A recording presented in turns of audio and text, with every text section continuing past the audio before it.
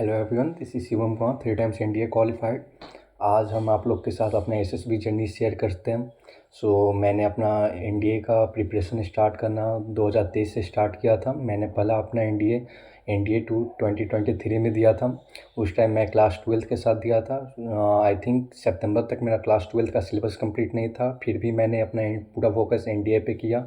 मैंने mainly PIQ के go through किया एंड पीआईक्यू पे बेस्ड जितना भी थ्योरी था उस सबको मैंने किया and at last I qualified. After मेरा पहला एसएसबी सेंटर इलाहाबाद पड़ता है, 14 एसएसबी इलाहाबाद, आप लोग को पता ही होगा। Allahabad is famous for its ejection centre. मैंने इलाहाबाद के लिए मैं ट्रेन से आता हूँ, ट्रेन का टिकट ये सब करता हूँ। पापा मेरे को छोड़ने जाते हैं स्टेशन, वहाँ से मैं इलाहाबाद पहुँच जाता हूँ। उस दिन बारिश बहुत हो रही थी, बट अच्छी बात ये थी कि मैं डॉर्मेट्री में रूम बुक किया हुआ था। वहाँ से ओला लेता हूँ, ओला से डॉर्मेट्री में जाता हूँ, डॉर्मेट्री में जाकर वहाँ पे फिर अपना बेड ये सब देखता हूँ, बडी से मिलता हूँ। फिर वहाँ पे देखता हूँ कि सारे लोग अपने अपने डॉक्यूमेंट्स सही कर रहे थे, डॉक्यूमेंट्स को अरेंज कर रहे थे, तो मैं भी अपना डॉक्यूमेंट्स निकाल कर अरेंज करने लगता हूँ। फिर उसके बाद मेरे को पता चलता है कि 1 से 2 डॉक्यूमेंट मेरा मिस आउट है। फिर रात 11 बज चुके थे। सो उस टाइम आई डोंट थिंक कि प्रिंट आउट वाले दुकान खुले होंगे। मैंने एक दोस्त को लेके अपने वहाँ से निकल गया। प्रिंट आउट करने के बाद कम से कम 2 से 3 किलोमीटर घूमने के बाद मेरे को एक होटल मिलता है, होटल में गया। होटल आई थिंक होटल के मैनेजर बहुत अच्छे थे, उन्होंने बात तो मेरे समझा और उन्होंने प्रिंट आउट निकाल दिया। फिर उसके बाद वापस आता हूँ, फिर उसके बाद डॉक्यूमेंट को फिल आउट करके 12-1 बजे तक सो जाता हूँ। फिर सुबह 3 बजे सभी को उठा दिए जाते हैं। उठाने के बाद फ्रेश होने के बाद नहा धोने के बाद उस दिन बारिश बहुत तेज़ हो रही थी एंड वहाँ से करीब 2 किलोमीटर दूर सेंटर था हम लोग का। वहाँ से अब कैसे जाया जाए, अगर ऐसे जाते तो भीग जाते बारिश में। फिर वहाँ से ओला किया गया, ओला से 4 से 5 बंदे लोग गए वहाँ पे। I think around para SF वाले के कमांड में थे वो सेंटर। वहाँ से आई थिंक अराउंड 5-10 से 15 मिनट लगते हैं सेक्टर जाने में। वहाँ जाने के बाद पता चलता है कि 400 बंदे रिपोर्टिंग कर रहे हैं। रिपोर्टिंग करने के बाद सभी को रिपोर्टिंग होते हैं, वहाँ पे सभी को लाइन लगा दिया जाता है। लाइन में डॉक्यूमेंट्स और आधार कार्ड के साथ खड़े कर दिए जाते हैं। And one more important thing, call letter आपका होना चाहिए पास में। Call letter, Aadhaar card and document के साथ सभी का एंट्री होता है। अगर आपका नहीं है तो इसका आपको बाहर कर दिया जाएगा। ऑब्वियस सी बात है, आपके पास डॉक्यूमेंट होना चाहिए, आप डिफेंस एस्पिरेंट है ना, होना चाहिए, बाहर कर दिया जाएगा। फिर वहाँ से जाते हैं, फिर वहाँ से सभी को ग्रुप में डिवाइड कर दिया जाता है। स्क्रीन आउट वाले को अलग, फ्रेशर को अलग एंड कॉन्फ्रेंस आउट वाले को अलग, 3 ग्रुप बनाए जाते हैं, तीनों को अलग कर दिए जाते हैं। फिर उसके बाद सभी को चेस्ट नंबर अलॉट होते हैं। चेस्ट नंबर अलॉट होने के बाद सभी को हॉल में ले जाया जाता है। हॉल में डेप्टी प्रेसिडेंट आते हैं, डेप्टी प्रेसिडेंट आकर इंट्रोडक्शन देते हैं। ओआईआर टेस्ट होता है, अराउंड 50 मिनट का होता है, 2 सेट में ओआईआर टेस्ट होता है। उसमें आई थिंक 50 क्वेश्चन थे, 50 में से 42 से 45 क्वेश्चन मेरे बिल्कुल सही थे। उसके बाद ओआईआर टेस्ट हो जाते हैं। उसके बाद पीपीडीटी के टेस्ट होते हैं। पीपीडीटी में हम लोग को एक पिक्चर दिखाया गया था, एक हॉन्टिंग प्लेस था, डायग्राम में एक हॉन्टिंग प्लेस था और 2 बंदे लोग खड़ा थे एंड पूरा फॉरेस्ट एरिया एंड एक पुराना सा बंगला था। तो मैंने स्टोरी बनाया था उस पर कि 2 रिपोर्टर रहते हैं, 2 रिपोर्टर इंटर्नशिप पे रहते हैं, वहाँ पे जाते हैं, वहाँ पे पूरा वीडियोग्राफी डॉक्यूमेंटेशन ये सब बनाते हैं और क्लास में करते हैं कि कोई भी भूत वूत वहाँ पे नहीं रहता है। और एंड उसके बाद उसके बाद ब्रेक हो जाता है। ब्रेक के बाद आपको ब्रेकफास्ट के लिए बुलाया जाता है। ब्रेकफास्ट आधे से 1 घंटे का होता है। उसके बाद आपको ग्रुप में डिवाइड कर दिया जाता है। हम लोग को 25 से 30 के ग्रुप में डिवाइड किया गया था। उसके बाद चेस्ट नंबर 1 to 30 को बुलाया जाता है।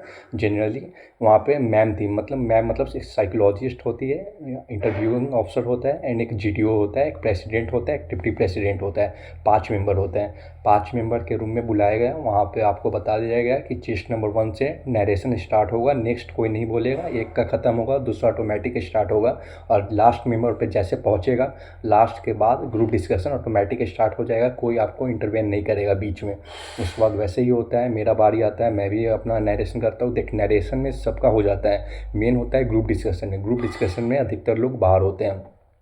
नरेशन होता है, नरेशन में हो गया, ग्रुप डिस्कशन स्टार्ट होता है। ग्रुप डिस्कशन स्टार्ट होते ही मछली बाजार हो जाता है, सब बोलने लगते हैं, 1 से 1.5 मिनट तक सब बोलते रहते हैं, कोई किसी का नहीं सुनते। फिर उसके बाद डिप्टी प्रेसिडेंट ग्रुप को आधा पार्ट में डिवाइड कर देता है, बोलते हैं आधे को अपना स्टोरी बनाने के लिए एंड आधे को अपना स्टोरी बनाने के लिए। उसके बाद स्टोरी बनते हैं, मैं करीब 6 से 7 पॉइंट ऐड किया था, यहाँ तक कि मेरे को अच्छे ग्रुप मिल गए थे। लाइक मेरे पास काफ़ी टाइम थे अपने पॉइंट को ऐड करने के लिए। मैं सोच रहा था कि यार इतना टाइम मेरे को क्यों मिल गया।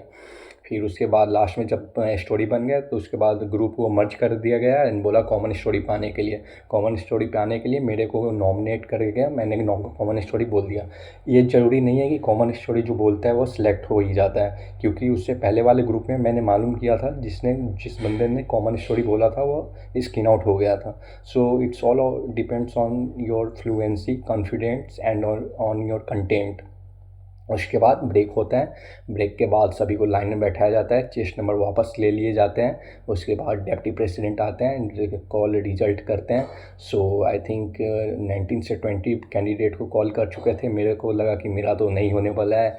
मैं अपना मोबाइल खोल कर ट्रेन का टिकट दिख रहा था, बुक कर रहा था घर वापस जाने का, but at last he call my name and I was like कि चल कुछ तो कर दिखाया ना।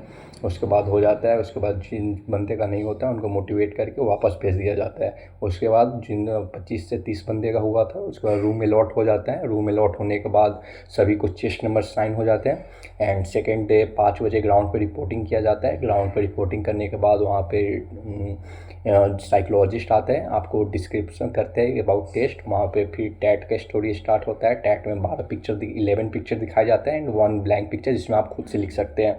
टैट में मेरा अच्छा गया था, टैट काफ़ी अच्छा। फिर उसके बाद वैट होता है, वर्ड एसोसिएशन टेस्ट। फिर SRT होता है, सिचुएशन रिएक्शन टेस्ट एंड फिर लास्ट में SD होता है, सेल्फ डिस्क्रिप्शन टेस्ट।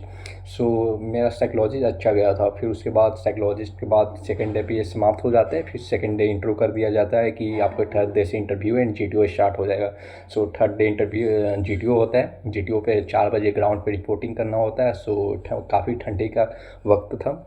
सो हम लोग ने 3 बजे ही उठा, नहा धोवा कर 4 बजे वहाँ पे ग्राउंड पे रिपोर्ट कर दिया। ग्राउंड पे रिपोर्ट करने के बाद GTO आता है। GTO ऐसे डिस्क्राइब करता है अबाउट दी वर्क। उसके बाद रनिंग वो वार्म अप होता है। वार्म अप होने के बाद PGT, FGT, HGT ये सब होता है। उसके बाद ब्रेक कर दिया जाता है, टी ब्रेक होता है। टी ब्रेक करने के बाद उस सेम डे इंडिविजुअल ऑब्स्टिकल होता है। इंडिविजुअल ऑब्स्टिकल मैंने 3 मिनट में 12 इंडिविजुअल ऑब्स्टिकल कर दिए थे। सो बट मेरे को काफ़ी चोट आ गए थे हाथ में, मेरे हाथ छिला गए थे काफ़ी। और एंड उसके बाद सेम डे मेरा इंटरव्यू भी था। सो डायरेक्टली मेरे को ग्राउंड से डायरेक्ट इंटरव्यूइंग ऑफिसर के पास जाना था। और मेन प्रॉब्लम इज़ डैट कि मैंने half pant, shorts and T-shirt पहना हुआ था वाइट कलर का जो गंदे हो चुके थे एंड सेम ड्रेस में जाना था। आई वॉज लाइक कि भाई कैसे जाया जाए। फिर अंदर जाता हूँ तो इंटरव्यूअर जस्ट चिल गाय, ही से कि gentleman don't worry it's normal. उसके बाद मेरा इंटरव्यू अराउंड 130 आवर चलता है। सो इंटरव्यू में जनरली वो आपका personal PIQ about your education, about your qualification, about your क्या बोलते हैं गोल ओरिएंटेड माइंडसेट, इस पर डिस्कस करते हैं। उसके बाद इंटरव्यू ख़त्म हो जाता है मेरा। उसके बाद फिर दूसरा दिन स्टार्ट होता है। जो बाकी का GTO बच जाता है सेम होता है, वार्म अप होता है, फिर GTO होता है। फिर उसके बाद लास्ट दिन होता है conference. Conference is most important thing. But conference से एक दिन पहले रात को बहुत मस्ती करते हैं हम लोग, बहुत इन्जॉयमेंट करते हैं। कॉन्फ्रेंस होता है, कॉन्फ्रेंस के दिन 7 बजे से कॉन्फ्रेंस से स्टार्ट हो जाता है। सभी लोग बैग पैक करके कॉन्फ्रेंस के एरिया में पहुंच जाते हैं। वहाँ पे 1 बाय 1 आई थिंक 5 से 10 मिनट का कॉन्फ्रेंस सभी का चल रहा था। उस टाइम भाई लग रहा था होगा या नहीं होगा, क्योंकि सभी जा रहे थे, आप मतलब जा रहे थे 1 मिनट में बाहर आ जा रहे थे। सो आई वॉज लाइक मैं अंदर गया। और सो अंदर गया तो एक्चुअली मेरा एक्सपीरियंस पूछा गया कि वो gentleman please tell me about your experience at SS14 SSB Allahabad. मैंने एक्सपीरियंस बताया। फिर उसके बाद पूछा कि खाने में क्या था, खाना कैसा लगा, कोई आप फीडबैक देना चाहते हैं। तो मैंने बोला नहीं, ऑल इज़ गुड। फिर उसके बाद मेरे से एक SRT पूछा गया। SRT के बाद मेरे से इंटरव्यू भी पूछा। इंटरव्यू में 2 क्वेश्चन पूछे गए थे अबाउट माई पर्सनैलिटी, कि आप अगर पहाड़ी इलाका में पोस्टेड है तो वहाँ पे आप अपने जवान को कैसे मोटिवेट करेंगे। और यही था नॉर्मल। अराउंड 15 to 20 मिनट में कॉन्फ्रेंस चलता है। उसके बाद मैं बाहर आ जाता हूँ। फिर वेटिंग एरिया में सभी को बैठा दिया जाता है एंड अराउंड 1 आवर्स बाद साइकोलॉजिस्ट आते हैं। सभी का धड़कन तेज़ रहता है एंड रिजल्ट अनाउंस करते हैं। एंड लकली नहीं बोल सकते, हार्ड वर्कली पहले नंबर पे मेरा ही चेस्ट नंबर अलॉट होता है। सो आई एम वेरी हैप्पी। उसके बाद अलॉट हो जाता है एंड 3 बच्चे रिकमेंड होते हैं। उसके बाद 4 से 5 दिन मज़े करते हैं, आराम से खेलते हैं, खाते हैं, पीते हैं। उसके बाद फिर मेडिकल होता है। मेडिकल में TR लग जाते हैं मेरे को, बट TR क्लियर हो जाते हैं लास्ट में। एंड उसके बाद दैट्स इट, बस यही था कहानी मेरा। सो एट लास्ट मैं यही कहना चाहता हूँ कि जब मैं कर सकता हूँ तो आप लोग भी कर सकते हैं। इंडिया कोई भारी नहीं है, बस ऑनेस्ट रहिए, अपने आप को प्रेजेंट करिए एंड रिटेन में अच्छे नंबर लाइए, डेट्स इट। सो जय हिंद।